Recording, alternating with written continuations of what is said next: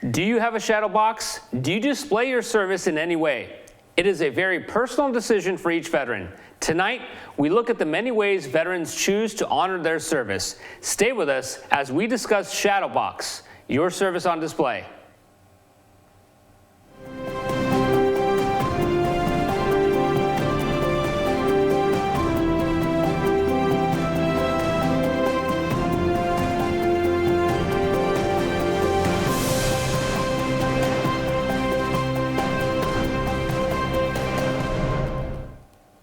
Tonight's very special shadow box belongs to Lieutenant Denny Briggs.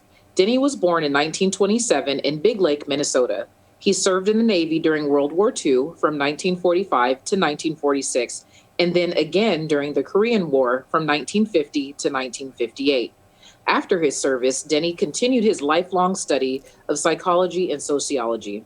Denny was a friend of Veterans Voices and will be missed. We honor his service and dedicate this show to his memory.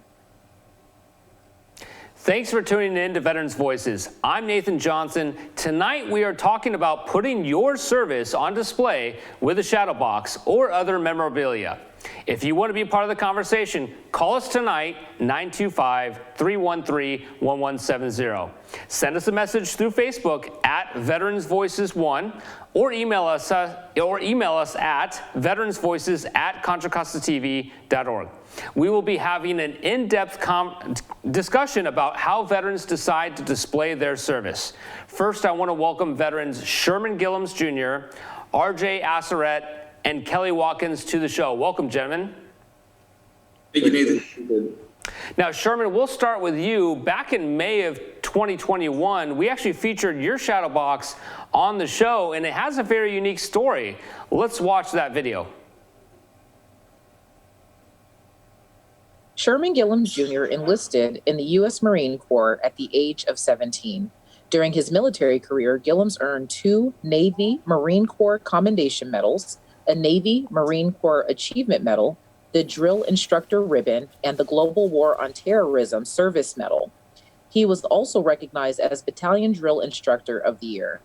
He was promoted to Staff Sergeant in 1999 and again to Warrant Officer in 2000, making him a rare Marine Mustang. 4 months after the September 11, 2001 attacks, as he prepared to deploy to Afghanistan with the 1st Marine Division, he was involved in a vehicle collision at Camp Pendleton and became severely disabled at the age of 29. He retired as a Chief Warrant Officer. He now pursues a career in advocacy for veterans and their families. We honor his service. Sherman, what a remarkable career and what an incredible shadow box. I really distinctly remember that shadow box from our earlier show. Give us a story behind this really incredible piece of art. Well, I'm going to tell you the more interesting story behind the shadow box, and that's where shadow boxes come from. Supposedly, it dates back to a legend where Navy sailors would leave the ship, and it was bad luck for them to let their shadow hit the shore before their feet did. And so what they would do is they would bag up all the articles and various military paraphernalia in their footlocker, which had a little box, and they carried it on their back. So they'd have their shadow on their back. As long as they walked ashore, let their feet hit before that bag hit, and they will have good luck. And then the tradition evolved into one where departing comrades would give each other these boxes to commemorate their time in service. Now, for me, if you think about what a shadow is for all of us, it's kind of like this opaque, empty representation of all of us. And for a lot of us, when we leave the military, that's exactly what it feels like, empty and no longer filled with all the things that made you feel complete. In my case, as a Marine who had to get separated due to an injury that wasn't combat related or anything like that. But those shadow boxes fill those shadows. They fill the void that's left by leaving service and that identity. So I don't know if that's quite an origin that we can stick with, but for me, that shadow box has meant exactly that. It fills in that shadow and reminds me of who I was, not just in service, but before I went to service and why I joined. Yeah, that's remarkable. Honestly, I had no idea the history of the term shadow box. Thank you for sharing that. Real quickly, before we move on, where do you display this? Who do you share it with? What kind of reactions do you get when people see your shadow box? I actually don't display it too many places. It's really for my kids. You know, we just lost an oldest World War II veteran, Lawrence Brooks. He was 112. I would love to see his shadow box. It will mean so much to us now because he's part of history. I imagine it'll sit on my shelf until one day I'm gone and the good Lord takes me home and my kids have it to remember and maybe motivate themselves to serve as well. Yeah, so it's a piece of you that'll live on, and your children and your grandchildren will always remember your service through it. Thank you, Sherman. We'll have more of a conversation with you, but let's move on to RJ Asseret. RJ, welcome to the show. You have a shadow box, which we have some images of, but give us a little bit of the understanding of the backstory of your shadow box. My service, which I currently got out of in this year in 2021, I honestly did not know any of my comrades were making this shadow box for me, so it was very touching and heartfelt that I received any of it. I currently have a display in my room, and every day it's a reminder of how much of an impact I actually had on. I hope that I had on any of my Marines or, you know, a lot of my buddies, and they're very close to me. And you know, I as I keep looking at it, it always gives me that reminder. So they gave it to you with, yeah. I'm sorry. Yeah, I was in that image. If you were gonna ask about the castle, it's what we call an engineer castle.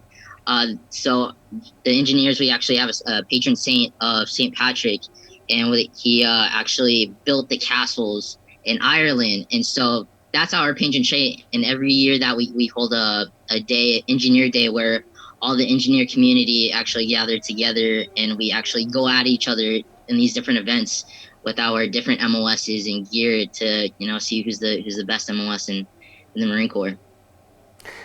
Now we have a really unique image of almost kind of like a club. So I would imagine most of these you received when you left the Marine Corps. Help us understand the significance of this piece of military memorabilia. So this was actually a war hammer that I actually gave to my buddy. I didn't necessarily receive it. It was a really good buddy of mine that he was changing units. We call it PCS, permanent change of station. And he was a very motivated guy. And, you know, he touched a lot of the Marines, you know, hearts, and he actually helped improve a lot of them. So he was a big part of our unit. And so we decided to give him something that we thought would actually give him the message that he's motivated, like a Thor's hammer, saying that, you know, Thor holds the power of the world. And so we decided to give him that, and I took it upon myself to make that and give it to him as a gift. So it sounds like a lot of these pieces of memorabilia mark very distinct times in your military career. You display these on the wall at home, and when you look back at them, what do they make you feel, or what do they remind you of? So it makes me feel kind of fulfilled in a sense, saying that, you know, I received these from, you know, my comrades. I actually did something that was purposeful, and, you know, that's what I joined to do. And also I look at it as a reminder, saying to keep going, because I do have a goal, and my goal is to actually be a naval officer in physical therapy, so I can get back in the game with, you know, my Marines and sailors, and hopefully help them out one day. And, you know, that's just looking at it, it serves as a reminder. Yeah, very significant. Thank you for sharing that with us, RJ. And we're going to move on to Kelly. Kelly, you have made shadow boxes, but you have a shadow box as well. Tell us the story of your shadow box. Awesome. Yes, I've made quite a few of them for my troops that work for me that were retiring or moving on. And I always thought it was something I wanted to do to honor their service. And I didn't really think about it being possible for me to receive something like that, because me and a friend of mine were always the ones to make them for others. So everybody would joke around, who's going to make yours when you retire? So Shane McGinty and a master sergeant that had worked for me, Brian Posey, and a staff sergeant, Zinkovich, that worked for me, all snuck around behind my back and built this retirement table for me. And since I have a shop right behind my home that Shane and I do some work out of, they were actually, while I was at work, kind of sneaking around in the shop, working on this shadow box and this table for me. And to surprise me with it, I didn't think it was possible that they could pull that over on me. And they even roped my wife into it and had her go out and turn a camera I had on the shop away where I couldn't see them bringing stuff in and out. And so at my retirement ceremony here just about 2 weeks ago, I thought maybe there would be a plaque or something like that, but they come carrying this table in, and I was completely blown away. And that they went through that trouble, got friends and family involved, and managed to surprise me with this thing and fill it with some memorabilia. Even the wife going in to my uniform and pulling my ribbons and stuff without me knowing about it, and then putting this thing together and surprising me with it at my ceremony. That really meant a lot to me.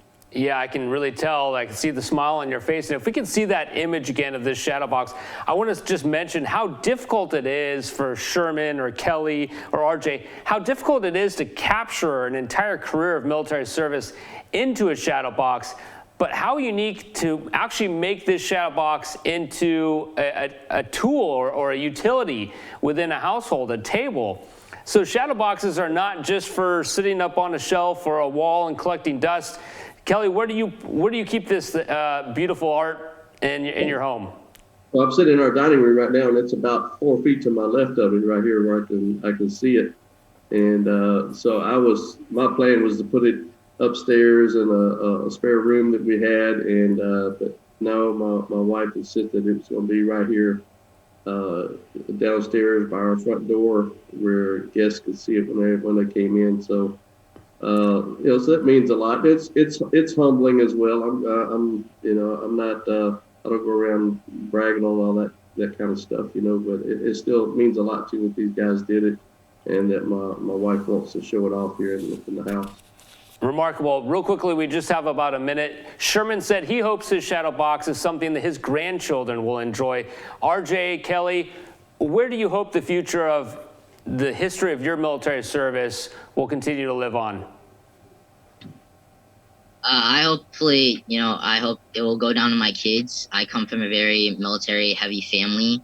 Hopefully one day, I hope my kids would want to serve our country, and go into a bigger purpose bigger than all of us. But I hope to share it with the rest of my family. Because it means as much to me as my service did. So yeah. Remarkable. You, Kelly? I mean, you've got an entire table here, a piece of furniture that someone might inherit. Who do you hope what do you hope would be the future of your shadow box? Well, I guess it's like a lot of things we've made, plaques and shadow boxes and flags and different things. I'd like to make it personal to the person as much as possible. Same thing with mine, because you think about all the times when you pull out,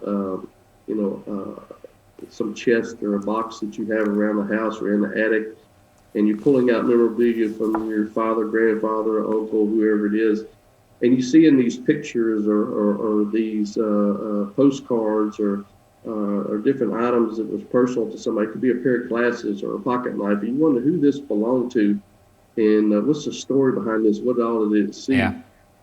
And if you can capture a little bit of that in the shadow box, where your friends and family and relatives and descendants can look back on the history and have something to tie their own existence to. Right. That means a lot to them. My father was a lot older than my mother, and he was a World War II veteran and passed away in '92. And I have a copy of a set of orders he had for escorting some German POWs.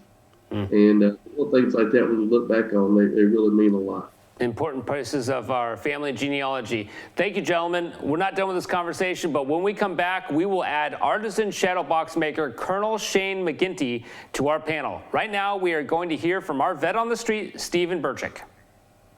I'm Stephen Burchick, and we're here today with the segment Vet on the Street.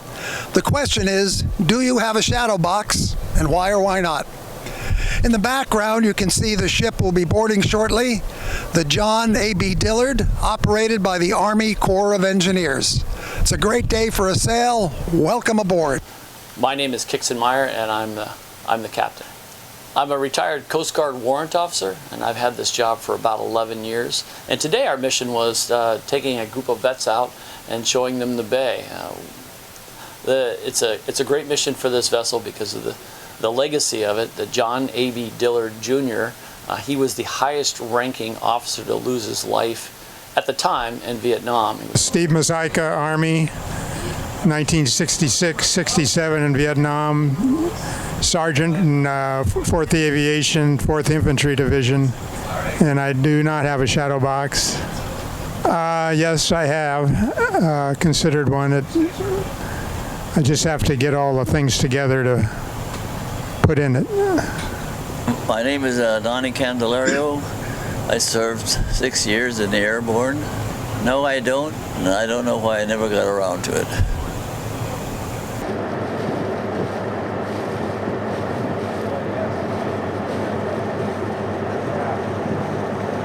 This is Jim Hill. I served in the U.S. Army. I was in Vietnam in 1966 and was with the 25th Infantry Division.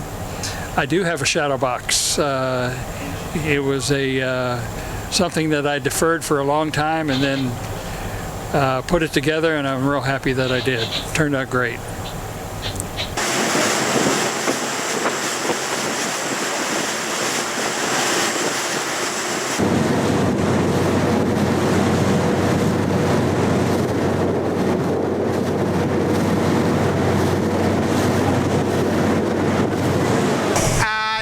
I never have, because you have to have something to put in there, and I've only got one medal. I guess I got the Rifleman's medal, I got the Vietnam medal.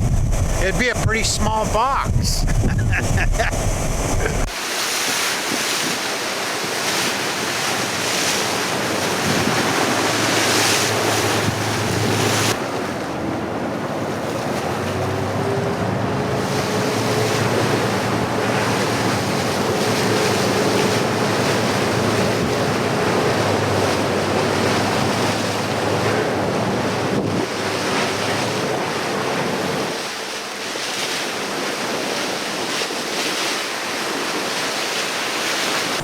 Mike Weber, served in the Army as an Army medic in Pleiku, Vietnam, 67, 68. I do not have a shadow box, but I've got a little military statue from the All Wars Memorial with my dog tags wrapped around it and such as that. So that's my military display at home. Hi, my name is Sam Capps. I was in the Army from 1965 to 67, and I was stationed at Letterman General Hospital in the Presidio, San Francisco. I do not have a shadow box. I have just never thought about making one of those, but maybe I will.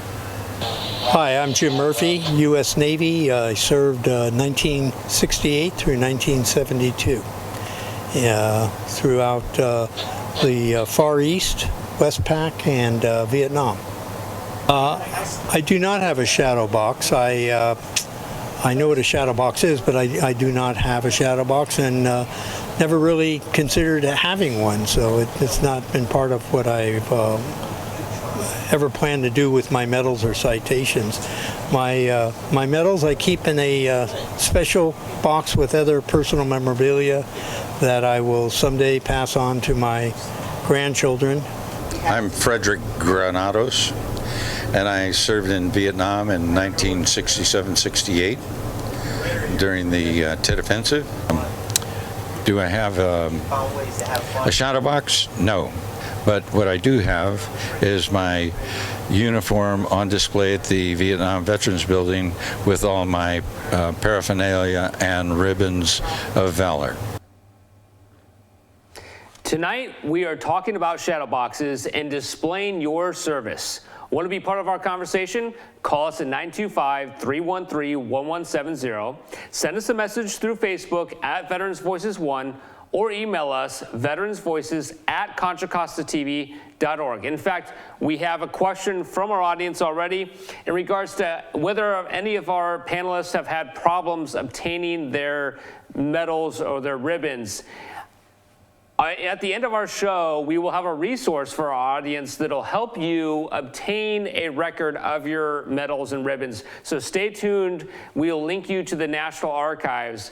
But I will also delay this question for our next guest, who I will welcome, artisan shadow box maker Colonel Shane McGinty, to the show. Welcome, Shane. Hey, thank you, Nathan. Good evening. Good evening. So we're shifting the conversation more towards the process of building shadow boxes. You and Kelly together have built many shadow boxes for veterans out there. Tell us a little bit where that process starts, and at some point include our audience's question about any difficulty obtaining medals and ribbons. Yeah, you bet. Most of the time, as we kind of mentioned before, a lot, it's your peers that actually come and are requesting, they want to build that for you. And that in itself says a lot, right? That your peers respected you enough and respected your service enough that they want to build you something for your retirement, something that you can capture all your memories and your history and your service and have that with you forever, and hopefully pass it down to your family.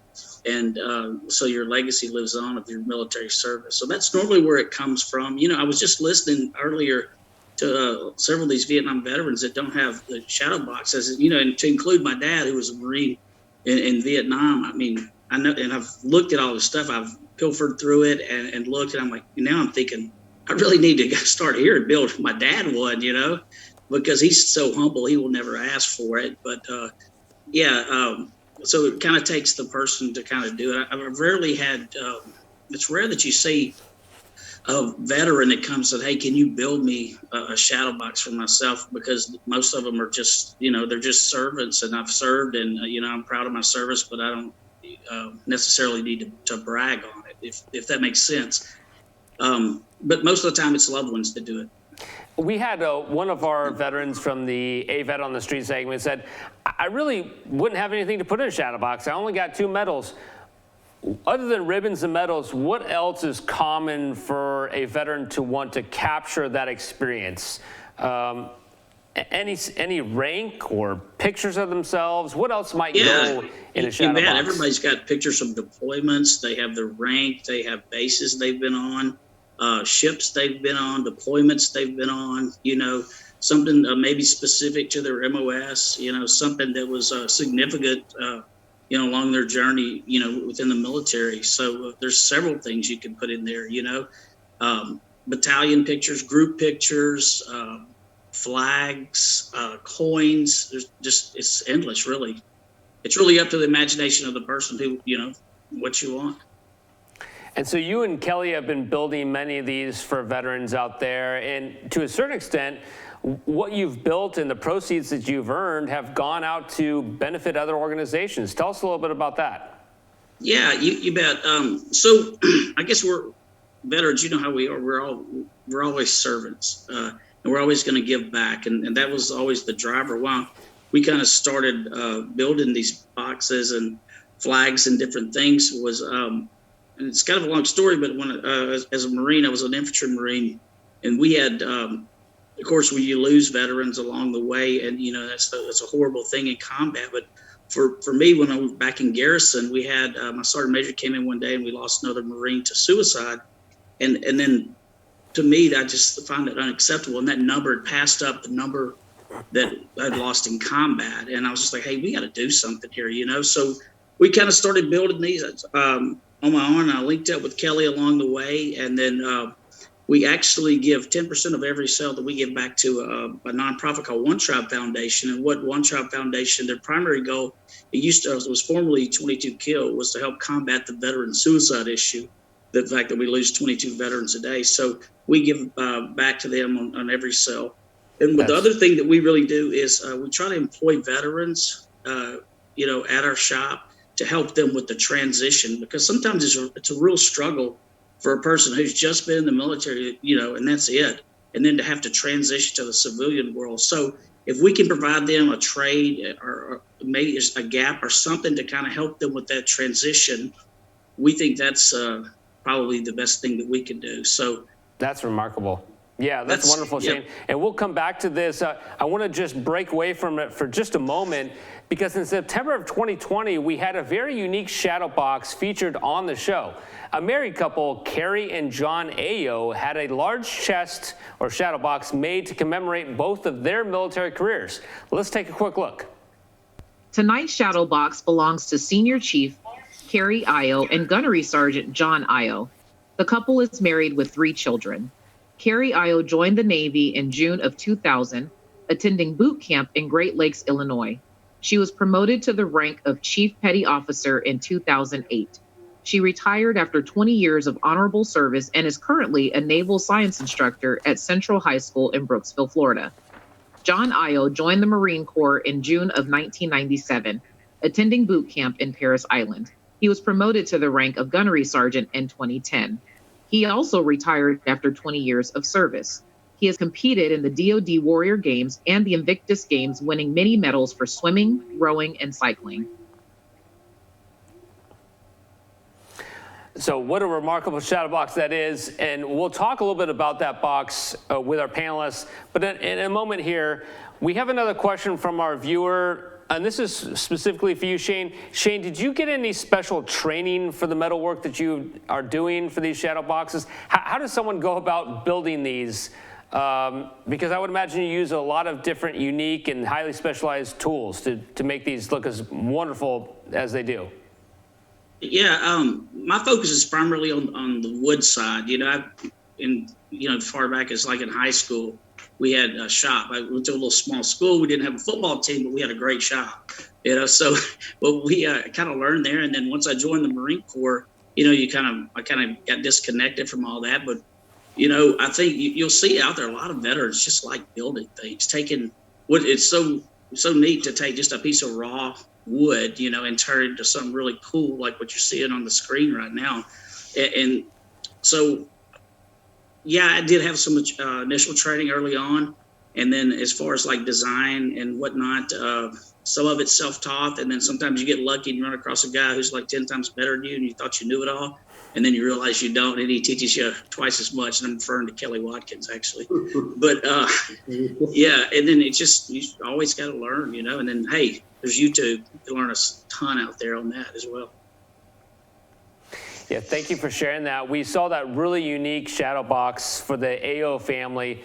What is the future of building shadow boxes? What do you think are some of the incredible things that could be done with this process of displaying someone's military service? Any of our panelists?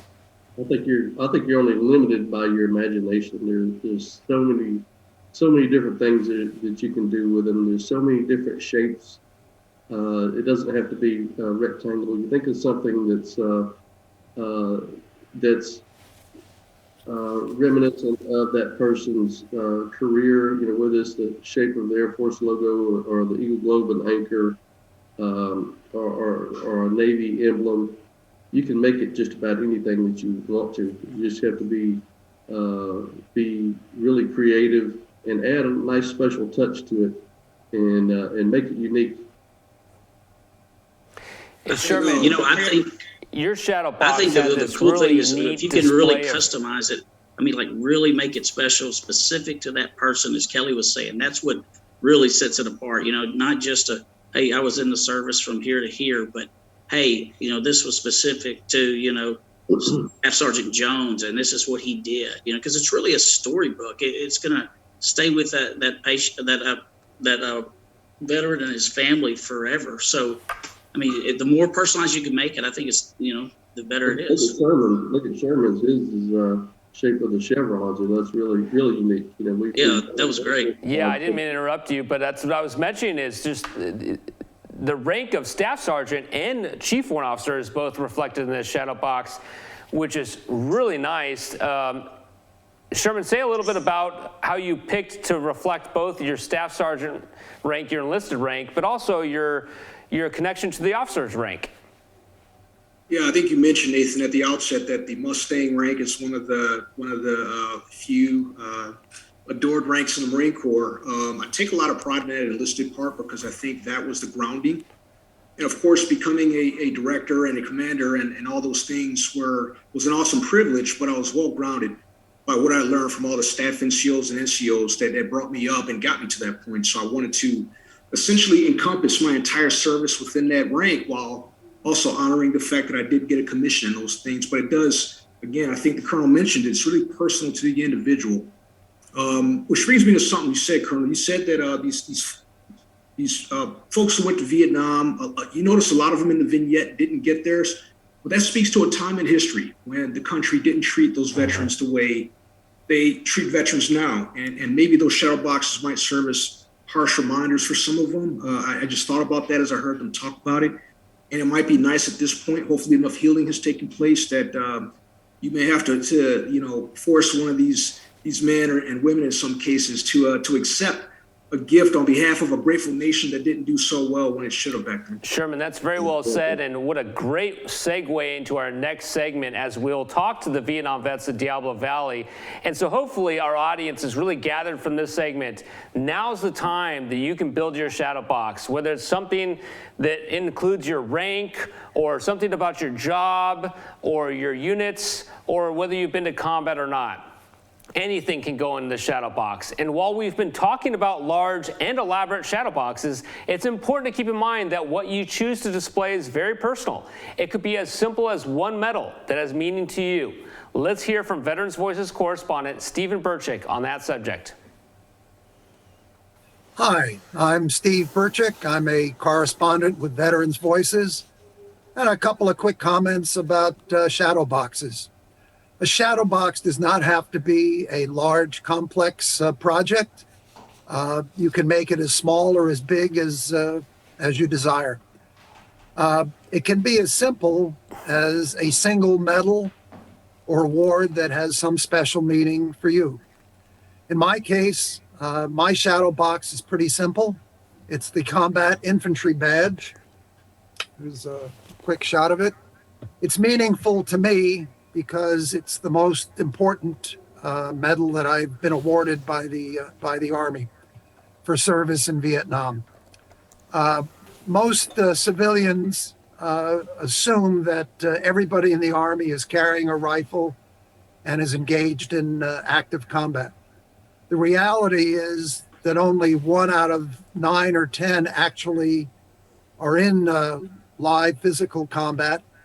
For every man or woman carrying a rifle, there are 8 or 9 other people performing other backup jobs, such as transportation, supplying food, flying choppers, clerks at headquarters, cooks, etc. They're all doing a job that's important, but in my case, it was a special day when I received the Combat Infantry badge. So, bottom line is you can keep it as simple as a single award. Thank you. Tonight's very special virtual shadow box belongs to Corporal Ben Griswold of 1st Battalion 6th Marines. During combat service in Iraq, he was exposed to radiation near the Al Tawitha Nuclear Research Facility. After his honorable discharge in 2006, he developed serious health complications as a result. He lost his valiant fight on January 29th, 2021. We honor his service and dedicate this show to his memory. Veterans are mission oriented. Now you need to be selfish. You need to take care of your future, and you need to be, for people that are volunteers, they know that they have to adhere to the mission and win. So you got to get forward and advocate for yourself. Get a battle buddy, whether it's your incredible spouse or a fellow veteran, and you need to be a victor. There's no room for waiting and watching. You gotta take that new mission and complete it.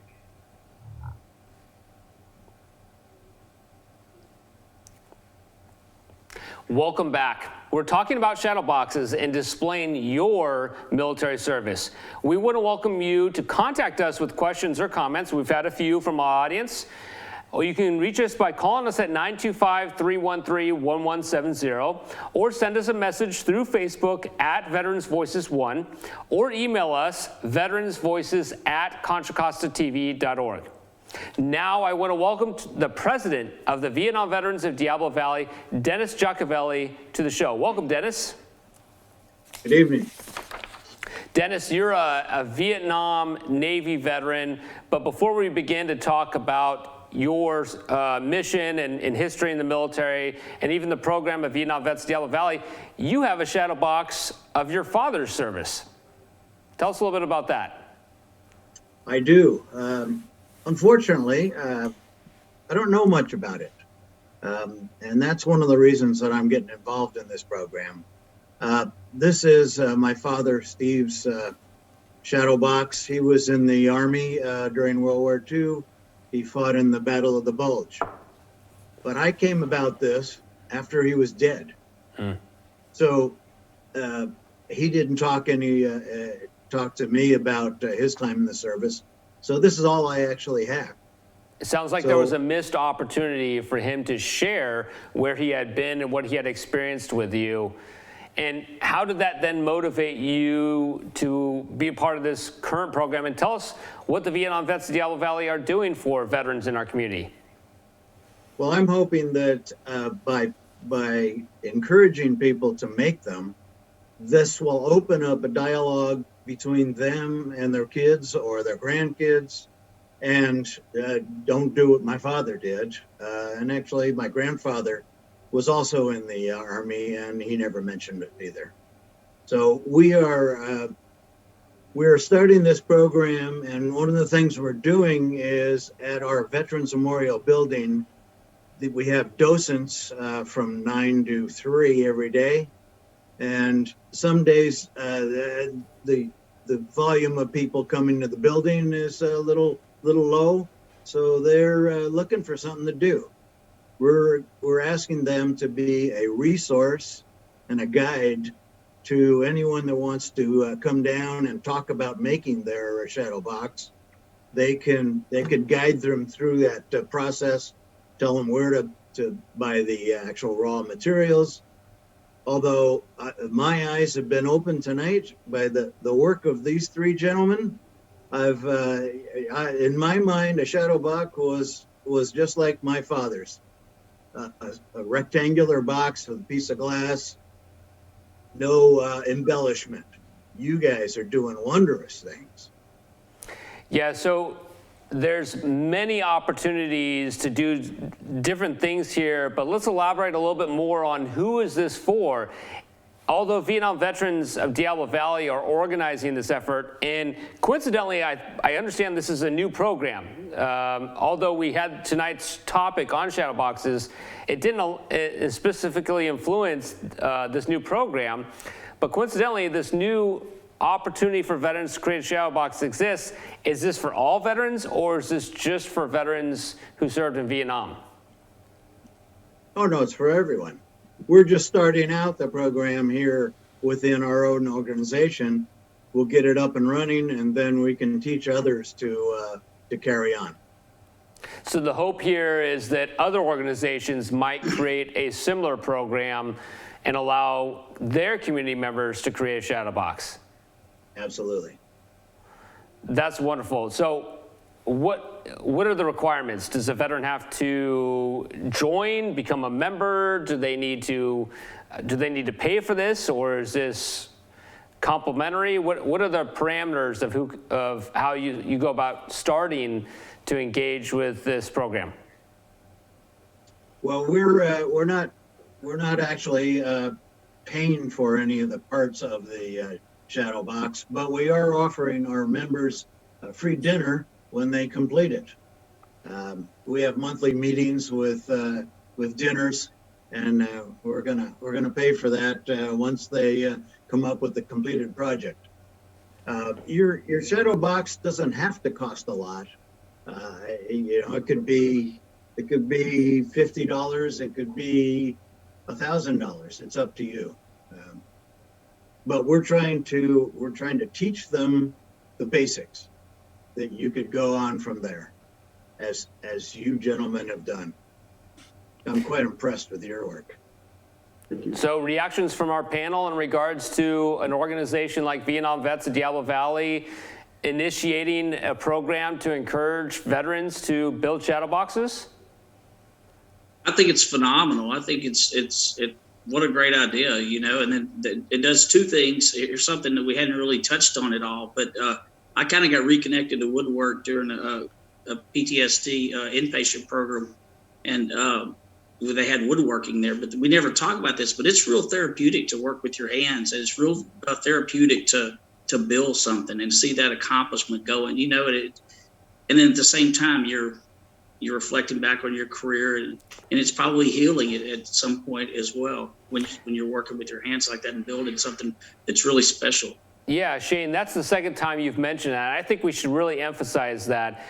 The purpose of building a shadow box may not just be to capture that story of your military service, but may be to give you something very healthy, very simple, create an environment of mindfulness for you to focus your time and energy on. Kelly, I know you probably have something to reflect on that.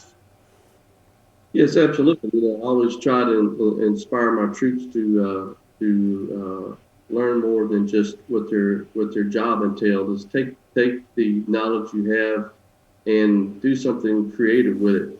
When you can build something with your own hands, and either whether it's for yourself, whether it's for a family member or a loved one, and you give that to that person, you see that smile on their face, or you look at it yourself and you have a sense of pride. It's something that you built with your own hands.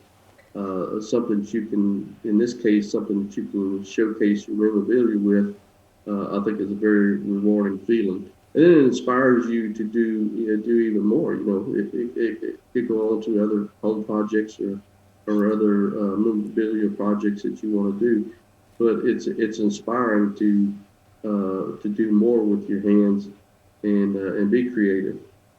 Now, RJ, some of our audience is probably saying, you know, a shadow box is just not for me. You know, my military experiences are best left in the past. There's no reason to bring it into the future. RJ, how would you help a veteran out there who may still be struggling with the idea that a shadow box cannot be about you, but it could be about your family, learning about your military experience, and just capturing that so others may carry that as a family heirloom?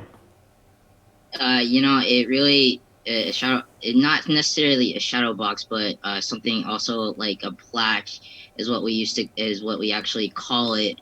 You know, something that has like something as much as a write-up, where another person was given the opportunity to say something very nice about you, to tell them about the impact on it. And you know, that write-up that person, you know, put there is much as big words and speaks how much you impacted them.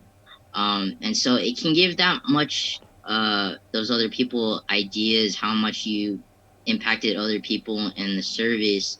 You know, it can just give them a little push forward. You know, it doesn't really have to be like a big step, but it can, you know, just be a slight motivation to show them, you know, hey, you know, you don't really have to hide all of this. You know, it's okay to take pride in what you did, you know, but it also gives you a sense of humility into, you know, showing what you did and how you felt about it. What I'm hearing, RJ, from you is that similar to other types of gifts, it could be almost more about the person who's giving it than it is about you. So you've impacted their life, and this is a way that they want to show that. Sherman, you were nodding your head when you were hearing about the Shadow Box program the Vietnam vets are putting together. What are your thoughts? And again, for any veteran out there who's still struggling with how this might be a positive reflection of their military service, they're not boasting, they're not overstating or glorifying. They're just simply trying to show the significance of serving honorably in our military. How would you help them through this? Yeah, you know, Dennis made me think about my uncle who was a career Marine for 20 years, and I didn't even know it when I joined the Marine Corps. And my grandfather served in Korea. I knew nothing until I cracked open that Foot Locker what these opportunities do more than anything, it gives veterans a chance to open up to people who understand. Some of them have been there, or maybe they weren't in the exact same era, but they understand what it took and the blood behind some of those medals. I know Marines who have 3 medals, and one of them's a combat action ribbon, one's a Purple Heart. A lot of those young people in Kabul, when the airport closed down, were young people who weren't in very long. All right, and those are 2 of the medals hanging off their chest. So it's not really about the number of medals. It's really what it means. And by giving these opportunities to open up to veterans who close them up and carry them inside, and in many cases, that's not the best for them. These gentlemen are presenting opportunities for those relationships and that meaning, that greater meaning to happen by talking it out. Yeah, I want to share real quickly with our audience. I have a shadow box as well, and I think my time in the Marine Corps, I was very proud of my rank as a sergeant, and I'm very proud of my deployments overseas and such. And it's, in a sense, it's kind of a story written that I can reflect on in remembering that story. A lot of that story lives inside my mind, but this is a way that I can look back and kind of remember the different chapters in this story. Dennis, you're helping people capture these stories. Give us one remarkable story so far that you have heard from a veteran who has created a shadow box, or any veteran that you know who has a shadow box. Well, I'd like to say this. As Vietnam veterans, we weren't in a popular war, as you know. A lot of us spent 30, 40 years trying to forget. And now we're in our 70s, and now we're trying to remember. So this is a good way, even for us, to remember. Right. Just getting through your stuff, picking it all out, remembering. That's a big part. If I can add, for those that don't have a lot to put in the shadow box, there's some other memorabilia that you can buy that reflects upon your service. There's organizations out there, even some of the clothing sales from local posts and bases that you can go to and pick up, Marine Corps, or Army, Navy, or Air Force challenge coins or different patches. So there's some things that you can get to add to your box to go along with what you have that to help tell a story about your service. It may be a certain base or post that you were stationed at. So there's some supplies that you can get to add to it to decorate a little bit more to go along with the 1 or 2 ribbons that you have. Yeah, thank you, Kelly, for pointing that out. Lots of options out there, not just in the shape of the box, but a lot of things available through our commissary and exchange, in which veterans can add to the display of their box. This concludes our panel discussion. It's been a wonderful conversation, and we hope that you enjoyed seeing some of the many ways that veterans display their service. Please stay tuned to hear a veteran's voice. This month, Veterans Voices correspondent Shauna Springer talks with Mary Cortani. Enjoy.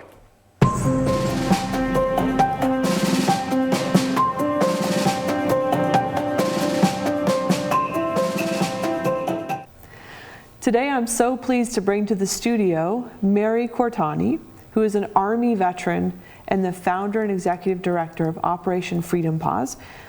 Mary, why don't we start with a little bit about your military background? Anything you want to share with us? Dr. Springer, thank you for having me here today. And, I'm a veteran. I'm a female veteran. I joined when there was a thing called the Women's Army Corps. And right after basic training, it became the Army. I signed up to become a military police canine handler. And back in the mid-70s, they would let females become military police, but not necessarily canine. So I fought some battles and got into the Canine Corps, became a handler, and they realized they couldn't get rid of me, so they invited me back to be an instructor. So I served for 9 years on active duty. 7 out of my 9 years was actually at Lackland, which is where the Canine Corps headquarters is, and it was joint services. So I've worked even back then with all branches of the military, to include Customs and Secret Service, because the military was also assisting with working dogs for them as well back then. Let's talk though about the partnership between Stella and Operation Freedom Paws, because a spotlight of this AVV segment is on innovative ideas and sort of cutting edge things that are happening. Right. And we have formed a partnership where we're combining the stellate ganglion block, an injection that helps calm the fight or flight system, with all of the good work you're doing. And to go back to your previous point, you said dogs don't lie. And so I'm sure you have a story or two to share about how this partnership has unfolded and what you've observed with the combination of these two really powerful treatment modalities. Yeah, you know, at Operation Freedom Paws, we're always looking for ways to add to, because the dog is not a magic pill, just like you've said about the SGB treatment. You need to be doing more than one thing, right? So the service dog is one tool in the tool belt. Doing the SGB, doing other talk therapies, EMDRs, all of that, it's another tool in the tool belt. And I am so excited about the partnership with Stella and the SGB treatment. When we started out, I intentionally picked those that were just starting in our program, because again, our program's 48 weeks. I picked those that were in the middle, and then I picked those that had finished. And I've always seen that we can get them to the dog can get them to a certain point. Yeah. But what if we could do one more thing, right? And what I've seen with the stellate ganglion block treatment is this amazing next step. So in each of those, there were different responses, but it's been amazing. Yeah. It opens them to be able to receive things in a different way because of resetting, right? So not everyone is 100% responsive, but just like I said before, they're not the same. So their response to it is different. But I've got to share a couple of stories with you, because one of our clients who is out working and has been doing therapy for 8 years, female veteran, right? Did equine therapy, did talk therapy, and she's a speech pathologist. And she was really, really struggling.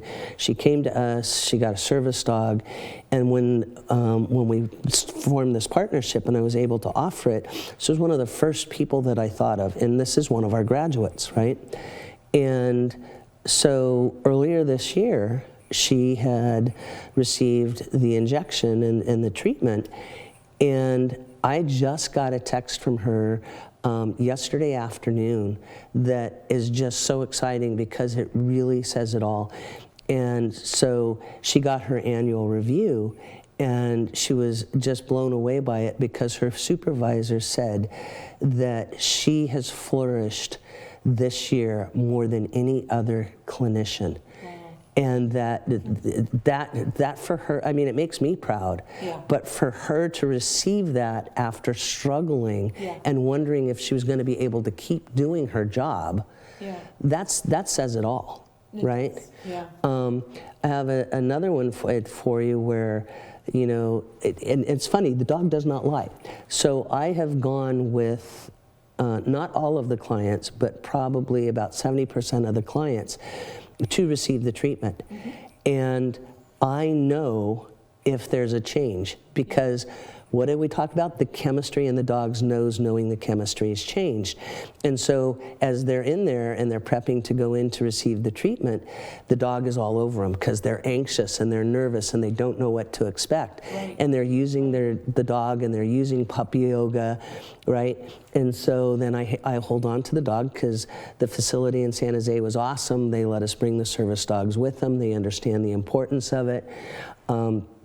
They come out, and I bring the dog over to them. Dog sniffs them, gives them a couple of kisses, and then lays down. And it's like, okay, something changed here. And so then as they're waking up a little bit, if they got the twilight sedation or something, and then they're looking at their dog and it's like, wait,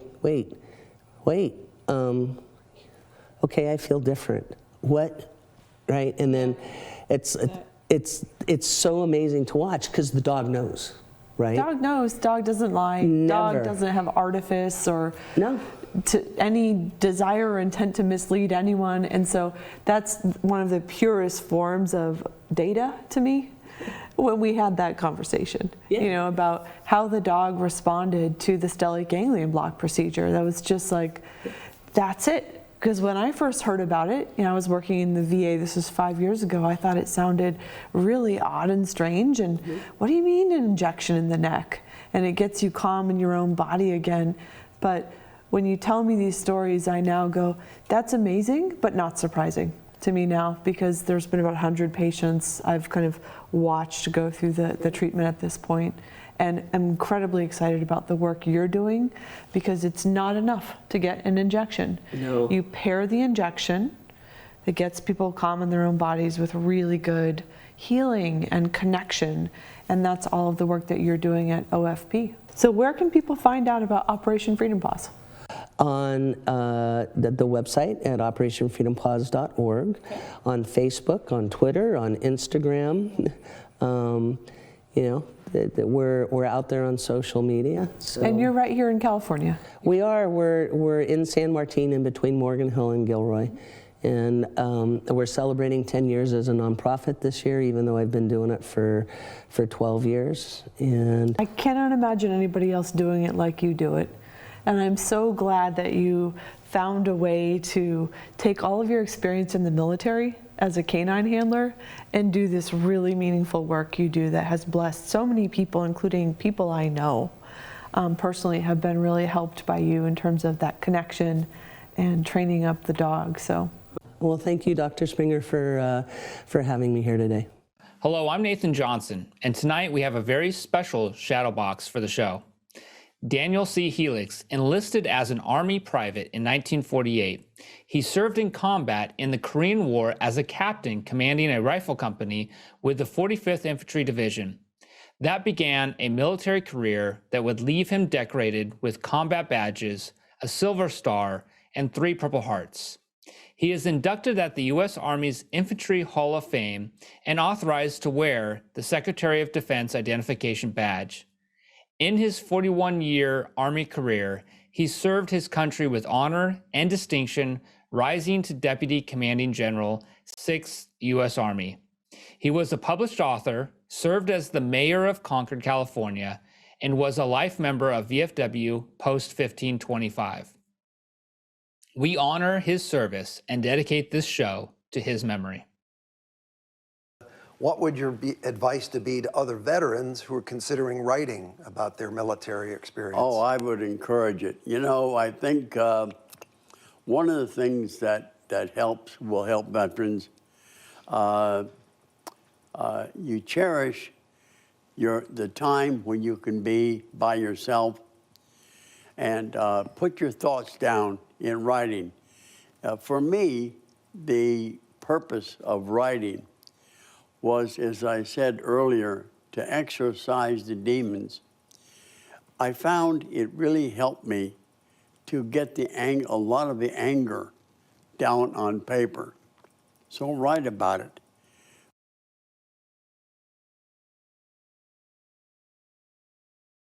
Thank you for tuning in to the show tonight. We hope that you are inspired to start a shadow box or another type of memorabilia for yourself or someone you served with.